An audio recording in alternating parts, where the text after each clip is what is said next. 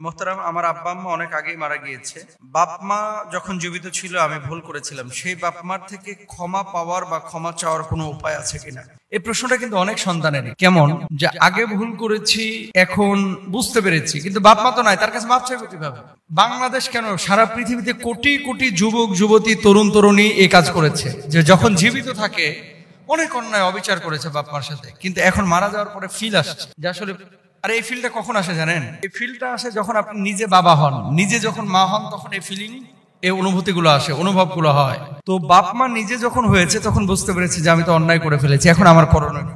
আমার বাঁচার কোনো উপায় আছে কিনা? আল্লাহর হাবিব সাল্লাল্লাহু আলাইহি ওয়াসাল্লামের হাদিস থেকে দেখেন, আবু উসাইদ রাদিয়াল্লাহু তাআলা আনহু বলেন, আমরা আল্লাহর রাসূল সাল্লাল্লাহু আলাইহি ওয়াসাল্লামের নিকট উপস্থিত ছিলাম। এক ব্যক্তি জিজ্ঞেস করলো, হে আল্লাহর রাসূল, বাবা মার মৃত্যুর পর তাদের সাথে সৎ ব্যবহার করার কোনো অবকাশ আছে কি? তিনি বললেন, হ্যাঁ, 4টি উপায়ে নিজ বাবা মার সাথে ভালো আচরণ বা সৎ ব্যবহারের সুযোগ আছে। 1 নাম্বার, আসসালাতু আলাইহিমা, তাদের জন্য দোয়া করা। কাদের জন্য? যে বাপ মার সাথে আপনি অন্যায় করেছেন, এই বাপ মা মারা যাওয়ার পরে সেই বাপ মার জন্য আপনি দোয়া করবেন। এখন কি দোয়া করবেন? নামাজ, রোজা, ইসলামের মৌলিক বিষয়গুলো ঠিক রেখে তারপর আপনি দোয়া করবেন, মানে ঈমানটা ভিতরে মজবুত করে আল্লাহর কাছে দোয়া করলে আল্লাহ দোয়া কবুল করেন। তো বাপ মার জন্য আপনি দোয়া করবেন, রব্বির হামহুমা কামা রব্বায়ানি সগীরা, যেটা কোরআনুল কারীমে আল্লাহ তাআলা বলেছেন। 2 নম্বর, আল্লাহ সুবহানাহু ওয়া তাআলা বলছেন ওয়াল ইস্তিগফারু লাহুমা।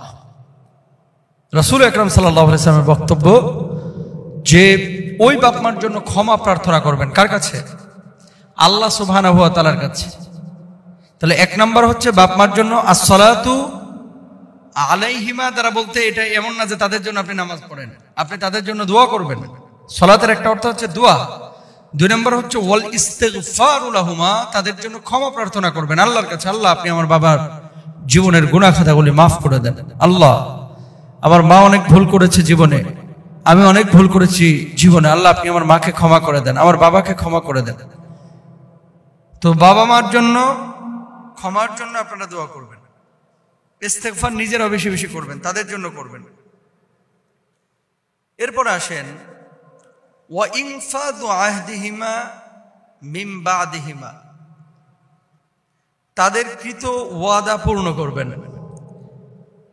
মৃত্যুর আগে কিছু মানুষ ওয়াদা করে যায় নিজের সন্তানের কাছে অথবা প্রতিবেশীর কাছে যে আমি এটা করব, আল্লাহর নামে শপথ করে বলছি আমি এটা করব, সে এটা করবে, উনি এটা করবেন।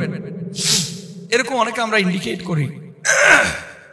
ইন্ডিকেট করি, কিন্তু বাপ মা যদি কোনো ওয়াদা কারোর কাছে করে যায় যে আমি এটা করব, ওয়াদা প্রতিশ্রুতি দেয়, সেই প্রতিশ্রুতি বাস্তবায়ন যদি বাপ মা করতে না পারে তাহলে আপনি বাপ মার পক্ষ থেকে করবেন। এটা হচ্ছে রাসূল সাল্লাল্লাহু আলাইহি ওয়াসাল্লাম বলেছেন। ওয়াদা করেছিল মসজিদে 10,000 টাকা দেবে, বাপ মারা গিয়েছে, এখন সন্তানের উচিত এই 10,000 টাকা দিয়ে দেওয়া। বাপের স্বপ্ন ছিল যে একটা স্কুল করবে, বাপের স্বপ্ন ছিল একটা মাদ্রাসা করবে, পরে মাহফিলে গিয়ে বাস ওয়াদা করে ফেলছে যে আমি এখানে 10 কাঠা জায়গার উপর একটা মাদ্রাসা করবো। ওয়াদা করেছে, এই ওয়াদাগুলো বাস্তবায়ন করা সন্তানের সামর্থ্য অনুযায়ী। কাউকে সম্পদ দেবে, ওয়াদা করেছে, কাউকে কমিটমেন্ট দিয়েছে, বিভিন্ন উপায় মানে ক্ষেত্রে আমরা ওয়াদা করি না, এরকম। 2 নম্বর গেল। তো 1 নম্বর হচ্ছে দোয়া করা এবং ইস্তেগফার করা, 2 নম্বরে হচ্ছে কৃত ওয়াদা পূর্ণ করা, 3 নম্বর হচ্ছে ওয়াসিলাতুর রাহিমি আল্লাতী লা তুসালু ইল্লা বিহিমা, তাদের আত্মীয় মানে তাদের বন্ধুদের সাথে সুন্দর ব্যবহার করা। কাদের? বাপ মার যে বন্ধু বান্ধব জীবিত আছে তাদের সাথে ভালো আচরণ করা, এটা আল্লাহ সুবহানাহু ওয়া তাআলা বলেছেন। রাসূল সাল্লাল্লাহু আলাইহি ওয়াসাল্লাম বলেছেন, সূরা নিসার 36 নম্বর আয়াতেও কিন্তু এই কথাটা আছে, ওয়াল জারিদিল কুরবা ওয়াল জারিল জুনুব ওয়াস-সাহিবি বিল জামবি ওয়া ইবনিস সাবিল, দূরবর্তী নিকটাত্মীয়, তারপরে নিকটবর্তী আত্মীয়, এদের সাথে ভালো আচরণের কথা আল্লাহ তাআলা সূরা নিসার মধ্যেও কিন্তু বলেছেন। তাহলে বাপ মারা যাওয়ার পরে, মা মারা যাওয়ার পরে বাপের ভালো বন্ধু, মায়ের বান্ধবী, এদের খোঁজ খবর নেওয়া, এদের সাথে ভালো আচরণ করা, এগুলো যদি করেন আল্লাহ তাআলা আপনাকে ইনশাআল্লাহ ক্ষমা করে দেবেন। 4 নাম্বার ওয়া ইকরামু সাদিকিহিমা, তাদের আত্মীয়দের সাথে সম্পর্ক বজায় রাখা এবং সুন্দর আচরণ করা। আল আদাবুল মুফরাদের মধ্যে বিষয়টি রয়েছে। এবং আব্বাস রাদিয়াল্লাহু তাআলা আনহু থেকে, ইবনে আব্বাস রাদিয়াল্লাহু তাআলা আনহু থেকে বর্ণিত, এক ব্যক্তি বলল, হে আল্লাহর রাসূল, আমার মা মৃত্যুবরণ করেছে, যদি আমি তার পক্ষে সাদাকা করি তাহলে এতে তার কোনো উপকার হবে? আল্লাহর হাবিব সাল্লাল্লাহু আলাইহি সাল্লাম বললেন, হ্যাঁ হবে।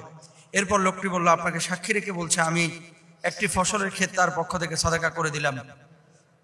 সুবহানাল্লাহ। তার পক্ষ থেকে কোরবানি করতে পারেন, তার পক্ষ থেকে উমরা হজ করতে পারেন, তার পক্ষ থেকে বড় হজ করতে পারেন। তার যদি কোনো ঋণ থাকে ঋণ পরিশোধ করতে পারেন। আল্লাহ তাআলা এই প্রত্যেকটা মেসেজ তার রূহের কাছে পৌঁছে দিবেন, ব্যবস্থা করবেন, বুঝতে পারবে হয়তো বা ইনশাআল্লাহ। আর কিয়ামতে তো জানবেই যে আপনি তার জন্য কি করেছেন। তো তাহলে সেক্ষেত্রে বাপের সাথে মায়ের সাথে যে অন্যায় আচরণ করেছিলেন আল্লাহ তাআলা হয়তো বা আপনাকে ক্ষমা করে দিবেন। রাসূল সাল্লাল্লাহু আলাইহি ওয়াসাল্লাম এই দিক নির্দেশনাগুলো দিয়েছে। আল্লাহ তাআলা বোঝার তৌফিক দান করুন।